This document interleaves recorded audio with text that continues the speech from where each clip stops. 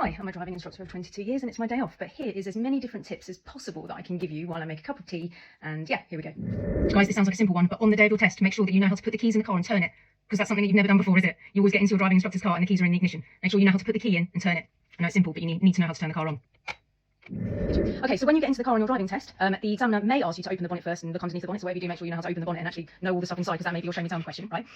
If you get into the car straight away, you'll find that you get in the car first, and then the examiner will walk around the car checking all the tyres, checking if the car is roadworthy. So if you aren't taking your instructor's car, which will be roadworthy, as in brake lights working, tyres all 1.6, then you make sure that your car is roadworthy. Check to see if your car is actually worthy of test anyway, because there are some recalls. I've made a video about it if you want to go and find it. And then when you're in the car, he'll get in and then he'll faff about for a bit. The longer he faffs about, the better. Time burner, yeah. Okay, so he's going to check your instructor's badge, okay. He's going to set up the sat nav, he's going to get all comfy, he's going to set his mirror up, yeah, time burner, time burner. Then he's going to turn around to you and say, would you like me to tell you about the test? Even if you've heard it before, say yes. Time burner.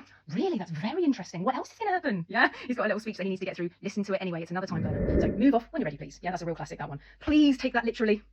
Move off when you're ready, please. When you are ready, please. I have seen so many people fail for pulling off on the side of the road because they don't look, they're really nervous, they think they're hesitating. Guys, it's a time burner. If you can't go, be secretly happy that you can't go. Think about all those beautiful seconds that you're not doing your driving test. Don't rush to go, guys. If you can't go, yeah, bonus, yeah, more minutes off. Please take your time when you're pulling away. Look all the way around. Check to see if it's okay. Is there anyone coming? Are you going to affect anyone? Signal correctly. Now, unlike what I'm doing with you and having a nice chat with you as I make this cup of tea about very important things, I suggest that you don't have a social conversation with your examiner. I really don't, because it doesn't save you from any fails. Even if you find out all about the band that they're in and the singing that they do or the guitar playing, it doesn't save you. Okay, they are not going to let you off if you steal somebody's priority or pull out in front of somebody on a roundabout. I seriously wouldn't have any social chat with the examiner unless you feel that is absolutely going to suit you as a human being. They are there to do a job and you cannot soften them to change the report. Your marking system cannot be changed through social communication. Just think to yourself, you're sweet enough as it is.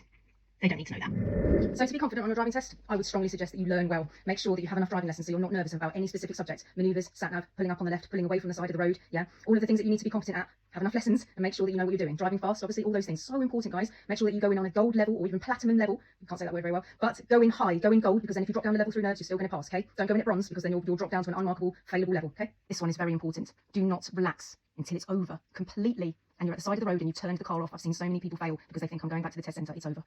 It's not over until the car has been parked and you've turned it off. Keep your concentration until the end. It's at the end of your driving test for the examiner to wait before he gives you the exam result. So annoying, okay? They'll pack up their sat-nav, they'll make sure that they're ready, they'll check all their notes 1,000 times. It's like the X Factor, it's like they keep you like literally waiting for the results, okay?